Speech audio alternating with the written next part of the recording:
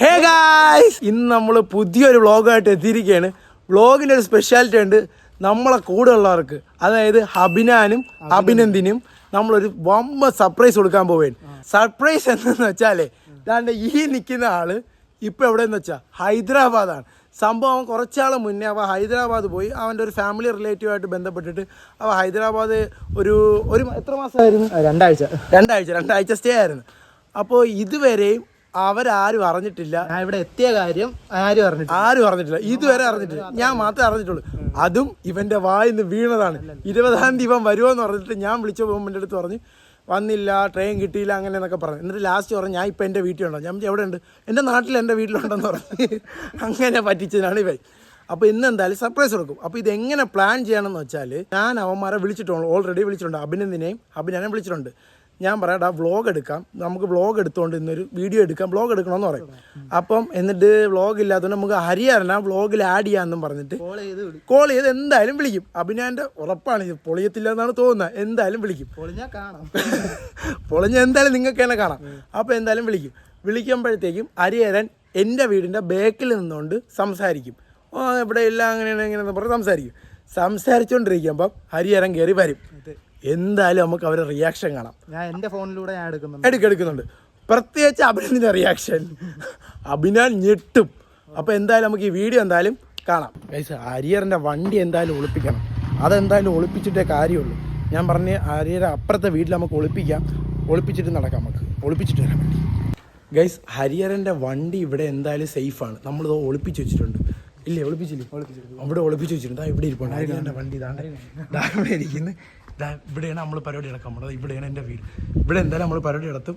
വണ്ടി ഇതാ ഇവിടെ ഇരിക്കുന്നു. പൊളിയത്തില്ലെന്നാണ് തോന്നുന്നത്. പൊളിയോ? ഇല്ല. അഭിനന്ദിൻ്റെ എക്സ്പ്രഷൻ എന്തായാലും കാണാം. അഭിനന്ദൻ്റെ മെസ്സേജ് കൊണ്ടിരിക്കുന്നത് എവിടെ രണ്ടുപേരും ഒരുമിച്ച് എത്തുന്ന രീതിയിൽ വേണം ഇത് പ്ലാൻ ചെയ്ത് കൊണ്ടുപോയി. വീഡിയോ വരാം. ഹായ് ഗായ്സ്, പുതിയൊരു വ്ളോഗിലേക്ക് എല്ലാവർക്കും സ്വാഗതം.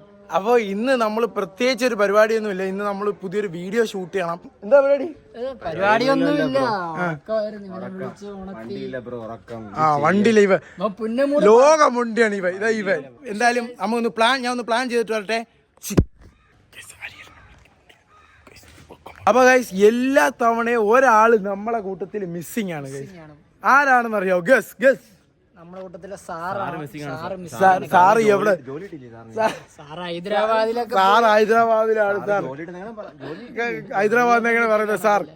അപ്പോ എന്തായാലും നമുക്ക് സാറിനൊന്ന് വിളിച്ചു നോക്കാം. എല്ലാ തവണയും മിസ്സിംഗ് ആണ്. എടുക്കുന്നില്ല. എടുത്ത്. ഹലോ, എവിടാ? മെട്രോയില. എവിടെ പോണേ? വെളിപ്പെടുത്താൻ പാടാണ്. കാര്യം പറ. വെക്കല്ലേ. രണ്ട് വാക്ക് വ്ളോഗിനെ ഒന്ന് പറഞ്ഞിട്ട് പോ.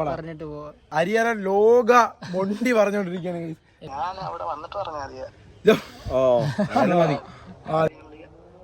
എന്തോന്നറാ, എന്നാലും ഹരിഹരൻ ലോക മൊണ്ടിയാണ്. സാധാരണ ഇവരാണ് നമ്മളെ കൂട്ടത്തിൽ ഏറ്റവും കൂടുതൽ മൊണ്ടി കാണിക്കുന്നത് കണ്ണമ്പ അഭിനന്ദ്. നമുക്ക് അപ്പുറത്തോട്ട് പോവാം. ഇപ്പൊ ഹരിഹരനായിരിക്കുന്നു ഗൈസ്. ഇനിയിപ്പം ഫുൾ ഷോവാണ്. ഹരിഹരനൊരു കണ്ടന്റും ഇല്ല, ഒന്നുമില്ല. ഇവനെന്താ ഒരു കണ്ടന്റ് പറഞ്ഞാണ് നമുക്ക് വേണ്ടി. അഭിനന്ദൊരു കണ്ടന്റ് വേണോ? പറ കണ്ടന്റ്. പറ.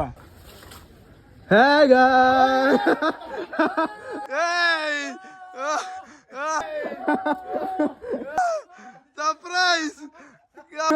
തിരിച്ചേച്ച